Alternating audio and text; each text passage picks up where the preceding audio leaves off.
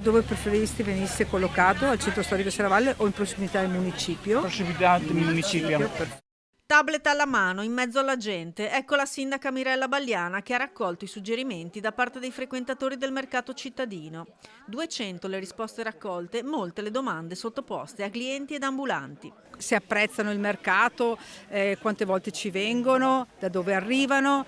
L'idea è quella di chiedere se dal punto di vista logistico il mercato può rimanere così. C'è una richiesta da parte degli ambulanti, di coloro che poi creano il mercato ogni giorno, di uno spostamento verso il centro cittadino. Soluzione che sarebbe amata sia da chi arriva in bus o in treno, sia dai lavoratori.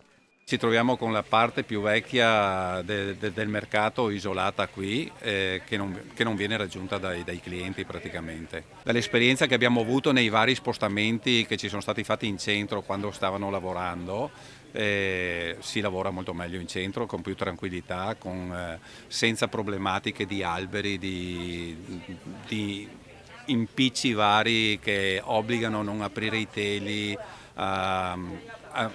a trovarci in situazioni precarie praticamente, per la quale quando c'è brutto tempo, che qua a Vittorio non scherza, ci crea parecchi problemi, insomma.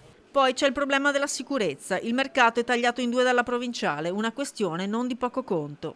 È sempre stato un po' una situazione un po' di pericolo, tra virgolette, perché appunto all'interno di un mercato non è utile avere purtroppo una strada provinciale, anche se naturalmente ci sono le strisce pedonali, cioè vengono prese le dovute precauzioni per far attraversare le persone.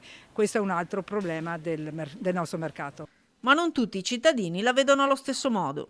Ma io direi più verso Serravalle, sono più verso Serravalle io, sì.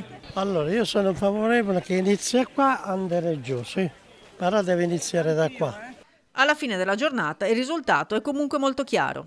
Chiedono maggiori parcheggi, chiedono un mercato che abbia maggiore qualità, soprattutto per quanto riguarda banchi che riguardano l'abbigliamento o altre, perché per quanto riguarda l'alimentari sono soddisfatti.